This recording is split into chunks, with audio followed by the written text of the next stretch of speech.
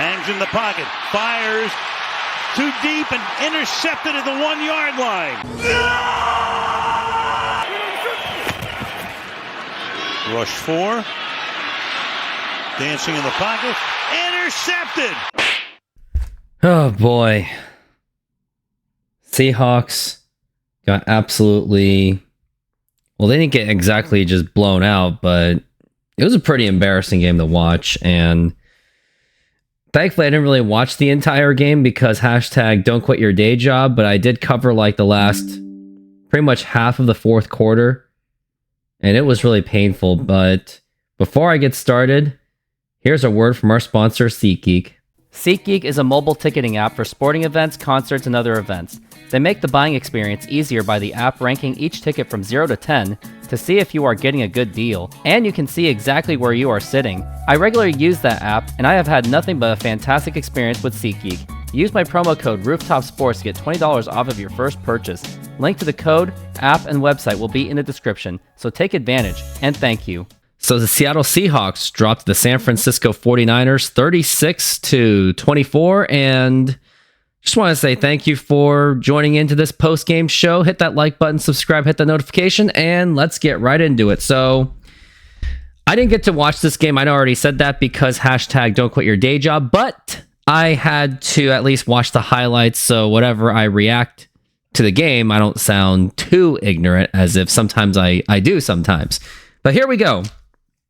So the game started off with Geno Smith at least had a pretty decent drive, had a nice pass to DK Metcalf, and it was at least driving into the red zone, sort of, and then it already ended with Geno Smith throwing a interception, and that's where the San Francisco 49ers took advantage to make it 3-0, and then Seahawks had a 3-and-out pretty much. Let me check on that scoreboard, because I can just look at the summary.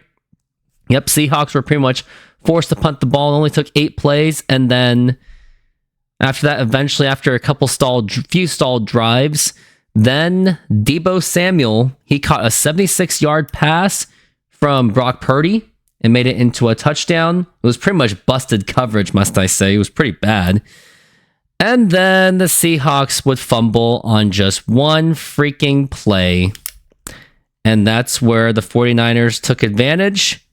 And then they scored the field goal. And after another stalled drive, it made it into another field goal for the 49ers, especially with 49ers having a very difficult ability to sack, it's pretty bad to say that Seahawks cannot sack anyone. And it's not like Christian McCaffrey's even playing. He's still injured. So that's where Mason, as the running back, he was just running all over the Seahawks too. Yeah, he didn't get 100 yards because of the injury that he had, but he was still playing at a very high level against these Seahawks, and the Seahawks just cannot tackle at all because their personnel on defense is pretty much dead.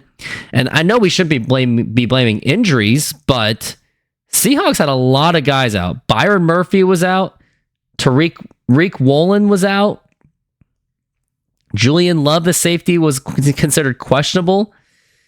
And Nwosu, I can't even say his name, linebacker, he is out. So very much a lot of injuries in this game. And at best, 3 of those players were questionable. The other was Derek Hall and Boy Mafe. But even if healthy, even if those questionables were healthy, I don't even know if it would have mattered because it's just the Seahawks cannot complete tackles. Like they just can't, which is sad because they can't even get a sack on Brock Purdy, and that's why the Seahawks were at 16-0. Now, granted that Seahawks almost had a touchdown, but then they had to settle for a field goal because DK Metcalf couldn't keep his feet in bounds, unfortunately. It was a pretty rough pass by Geno Smith. It was a pretty tough one, and Geno Smith was not having a good game on the passing end as, oh boy, already at the second half of this game, and here we are. So immediately, George Kittle, he scored a touchdown. The 49ers pretty much raced it immediately, but then luckily the Seahawks responded with a nice kick return to make it 23-10. And then the Seahawks eventually got even closer with Kenneth Walker with touchdown. It was big pass by Geno Smith to Tyler Lockett.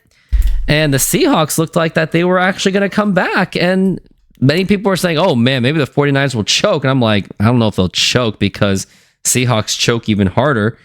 And Seahawks made a stop again. And this is kind of the funny part and terrifying part. And here's exactly what happened. So as soon as I was like setting up my equipment, because I had just got home from my work, because quote, hashtag again, don't quit your day job. And as soon as my camera was set up, I was ready to hit the live button. Geno Smith threw an interception. And that's why the 49ers were able to score again. Now, luckily, the Seahawks did stop a 2-point conversion. And the Seahawks did score to make it 29-24, but they just took way too long. Like, Geno was making a lot of short passes. Now, granted, it's because 49ers defense was good, but still, like, so much time was just being wasted, which is why it went pretty much down to the 2-minute warning. And luckily, it was on a 4th down. Yeah, and I was not supposed to say luckily, but it was a 4th down where Tyler Lockett made that catch for the touchdown. He had some uncharacteristic drops, unfortunately. And then the 49ers' third string running back made a huge run, and he nearly scored for the touchdown. And then the 49ers scored with the fullback, and that was pretty much it. Seahawks lose 36-24. And let's take a look at the scoring, the box score. So Brock Purdy was perfect pretty much. 18 of 28. Yeah, I know, not perfect. But he had 3 touchdowns, and he was not sacked even once with his rating at 129.3.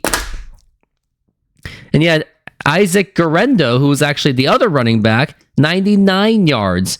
Jordan Mason with 73. And Deebo Samuel was the big receiver with 102 yards. Most of it was that huge 76-yarder. And then George Kittle, of course, scored with those 2 touchdowns. And now let's go into the Seahawks box score. Geno Smith, granted, he passed 312 yards. And then 1 touchdown, 2 interceptions, and those 2 interceptions were very costly. And here's the thing. Geno, unfortunately, just cannot get it done in the 4th quarter, but I'll get into that later. Kenneth Walker, 14 carries, 32 yards. Charbonnet, 5 carries for 20 yards. Receivers, Tyler Lockett was pretty much their best one. Metcalf was held to just 48 yards. And Tyler Lockett was the only one that caught the touchdown. Now I've already pretty much gotten towards I already got the game. And before I go off on this next one, here's a word from our sponsor, SoFi Bank. SoFi is an online bank and a personal financing company offering financial diverse products. They hold the naming rights to the home of the Los Angeles Rams and the Los Angeles Chargers, named SoFi Stadium. They offer amazing checking and savings accounts where you can get up to 4.6% on savings accounts. There are no monthly fees to maintain the accounts, and they have over 55,000 no-fee ATMs around the United States. You even have access to a budgeting program, stock trading, and insurance programs. Join SoFi and get $25 for joining and or $25 for opening a stock trading account. Links are available in the description. And thank you. And lastly, I am not a financial advisor, so either find a professional financial advisor or go with your own gut. Now I really want to get into this. Now, I would say by far that this was probably Geno Smith's one of his worst games of his career with the Seahawks, because of those 2 interceptions, and 2 of those interceptions came at the worst possible time. Geno Smith had a really great run on that first drive after a huge pass to DK Metcalf. Then he throws that pick, which led to the 49ers scoring on that drive after that interception. And then he threw another interception when he wasn't really supposed to, because he had an opportunity to help give the Seahawks the lead, and this was in the 4th quarter. And it leads me to say this. Geno Smith is just not a clutch quarterback. He really isn't. And I don't care about all of his statistics of like game-winning drives from 2023. That was 2023. And even then, he still had his problems closing games. He couldn't close the game against the Giants. And now He couldn't even get the Seahawks back into the game, like at least tie or anything like that in the fourth quarter. And it makes me wonder that Geno just doesn't have a clutch factor. We saw it last year. I remember that Rams game that I was covering with Epic C Films. Yeah, he missed the field goal, but also bad clock management. Yeah, forget about that one. But the Giants game, remember when he decided to go for the home run pass to Tyler Lockett when they had above a minute to go? And now he can't bring the Seahawks back in the middle of the fourth quarter as well. And he just cannot, and he couldn't even do really just anything. And the amount of time he took to score a touchdown with less than 2 minutes to go, that took way too long. And I hate to say it, Geno Smith really shouldn't be the quarterback in the near future. He really shouldn't. I just don't see him as the franchise quarterback going forward. Now, can he still be part of the organization? Sure. I see him as more of a backup quarterback. He can do great things as a backup, but I don't see him as a franchise quarterback going forward. Like, I know defense is bad, offensive line is bad, but here's the thing. Games are not always going to be handed to you. When you're the quarterback, you are supposed to lead.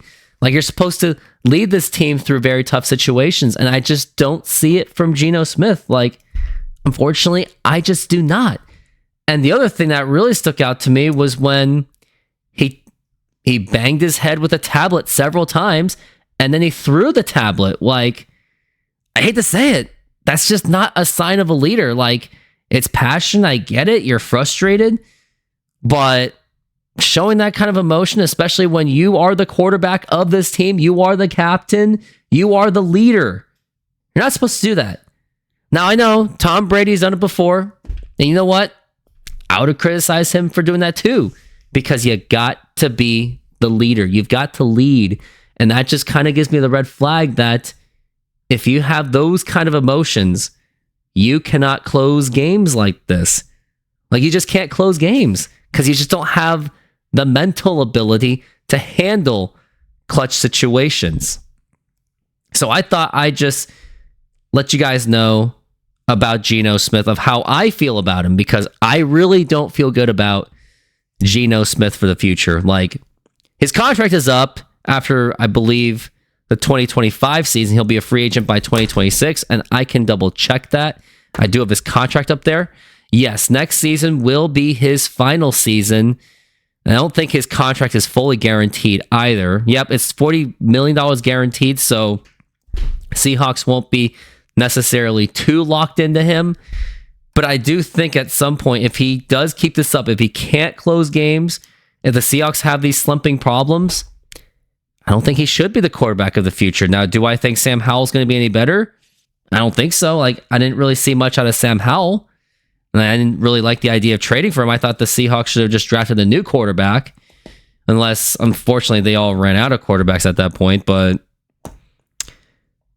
I just don't really have that much confidence in Geno Smith. I just don't. Like, after watching the Giants game, after that he couldn't bring the Seahawks back from the Lions game, and then he had several opportunities to make it at least close against the 49ers. It did not happen. So those are how I feel about Geno Smith. And if you don't agree with me, if you are going to criticize me because I criticize Geno Smith, go ahead. It's fine. Put it in the comments at least. I'll gladly take it. But that'll be it. That's all I got to say about this game. And going forward, it's not going to get any easier for the Seahawks either. Like, let's look at their schedule. After the 49ers game, they're going to be at Atlanta. And Atlanta's 3-2. They got Kirk Cousins. So that's going to be a pretty tough game because you're going to be on the road as well. Then you got to play Buffalo at home, and they are also a formidable team. And don't forget the Rams, which they will not make it any easier either, even though they are a 1-4 team, but the Rams will make it tough either way. So, I mean, scary. In a scary sense, I could see this team going 3-6 before they even hit the bye week, and then going to San Francisco, they could be 3-7 if the Seahawks are not careful. Like, these next 4 weeks are going to be extremely critical. Like, you got to win the Atlanta game for sure. Like, obviously, you got to shoot to win all of them. Like, you just do. Or else you're going to be in big trouble, because after that, then you got 49ers. Yes, you have the Cardinals at home, at Jets, but you're going to be playing against Aaron Rodgers, at Cardinals. So this is a pretty brutal schedule for the Seahawks, to be honest with you. So they're going to have to find a way to really get it together. And I really hope that that 10-day rest does make a huge difference and gets everyone healthy by the time. Because if we can see a healthy Seahawks team, then we can maybe see at least something similar to what we saw when they beat Denver, New England, and Miami. But speak of, that's what I was warning about the Seahawks is I didn't think that 3-0 start was exactly legitimate, because they played against the Denver Broncos, was playing with a rookie quarterback. Now, granted, Broncos are off to a decent start under Bo Nix. He's not exactly passing the lights out, but the guy can run. I'll give him that for sure. Then you play the New England Patriots, who's now finally playing Drake May. And then you played a broken Miami team where Tua's been having injury problems throughout this entire season. And has he even played this much at all this season? Like, he really hasn't played that much.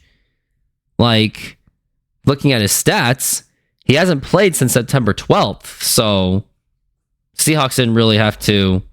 I mean, they could have screwed that up too.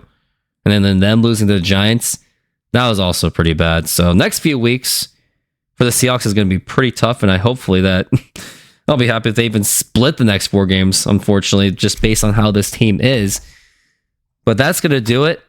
I just want to say thank you very much for watching this. If you did like it, hit the like button, subscribe, hit the notification. If you didn't, go to the comments and tell me how much of a Geno hater I am. I'll take it. Anyways, thank you very much. And painfully saying, go Hawks.